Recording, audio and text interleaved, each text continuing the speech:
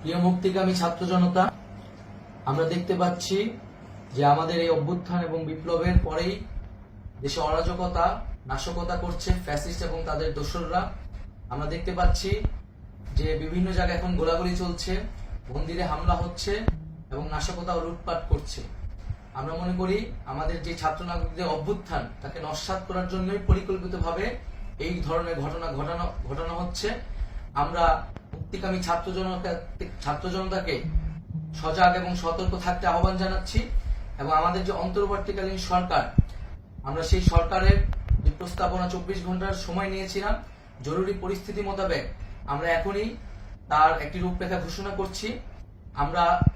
আমরা সিদ্ধান্ত নিয়েছি যে সর্বজন গ্রহণযোগ্য আন্তর্জাতিক খ্যাতিসম্পন্ন নোবেল পুরস্কার বিজয়ী ডক্টর মোহাম্মদ ইউনূসকে প্রধান উপদেষ্টা করে অন্তর্বর্তীকালীন সরকার গঠন করা হবে এবং ডক্টর মোহাম্মদ ইউনূসের সাথেও আমাদের কথা হয়েছে। তিনি ছাত্র জনতার আহ্বানে বাংলাদেশকে রক্ষা করতে এই গুরু দায়িত্ব নিতে সম্মত হয়েছে। আমরা সকালের মধ্যেই আমরা এই সরকার গঠনের প্রক্রিয়া দেখতে চাই। রাষ্ট্রপতির কাছে আহ্বান থাকবে যে দ্রুত সময়ের মধ্যে ডক্টর মোহাম্মদ ইউনূসকে প্রধান উপদেষ্টা করে অন্তর্বর্তীকালীন সরকার গঠন করা হোক এবং এই অন্তর্বর্তীকালীন সরকারের বাকি সদস্যদের নামও আমরা সকালের মধ্যে ঘোষণা করব। প্রিয় বন্ধুগণ, দেশে যে অরাজকতা চলছে, মানুষের জীবনের নিরাপত্তাহীনতা চলছে, সেজন্য আমরা রাষ্ট্রপতির কাছে আহ্বান জানাচ্ছি দেশে আইন শৃঙ্খলা পরিবেশ ফিরিয়ে আনার জন্য দ্রুত সময়ের মধ্যে কার্যকর ব্যবস্থা নিতে হবে এবং আইন শৃঙ্খলা বাহিনীকে সহযোগিতা করার জন্য মুক্তিকামী ছাত্র জনতাও রাজপথে থাকবে এবং অন্তর্বর্তীকালীন সরকার গঠন না হওয়া পর্যন্ত মুক্তিকামী ছাত্র জনতাকে রাজপথে থেকে তাদের যে অভ্যুত্থান, সেই অভ্যুত্থানকে রক্ষা করতে হবে। প্রিয় বন্ধুগণ, আমরা রক্ত দিয়েছি, শহীদ হয়েছি।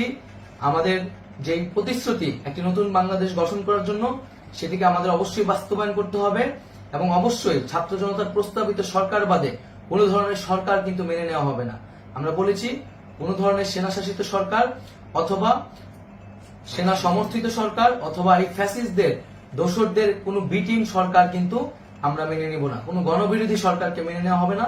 ছাত্র জনতার অভ্যুত্থানকারী যে প্রস্তাবিত সরকার, অন্তর্বর্তীকালীন সরকার, যেটা আমরা সিদ্ধান্ত উপনীত হয়েছি ডক্টর মোহাম্মদ ইউনূসকে প্রধান উপদেষ্টা করে এই সরকার গঠন করা হবে, সেই সরকারকেই বাস্তবায়ন করতে হবে অবিলম্বে। আগামীকাল সকাল থেকে সকলকে আহ্বান জানাচ্ছি রাজপথে থাকার জন্য এবং আমাদের যে সাম্প্রদায়িক সম্প্রীতি এবং রাষ্ট্রীয় সম্পদ রক্ষা কমিটির ঘোষণা হয়েছে বৈষম্যবিরোধী ছাত্র আন্দোলনের নেতৃত্বে, সকল পাড়ায় পাড়ায় এলাকায় এলাকায় সেই কমিটি পাহারায় থাকবে। আমাদের সংখ্যালঘু কমিউনিটিকে আমাদের রক্ষা করতে হবে, রাষ্ট্রীয় সম্পদ এবং এই দেশকে রক্ষা করতে হবে আমাদের।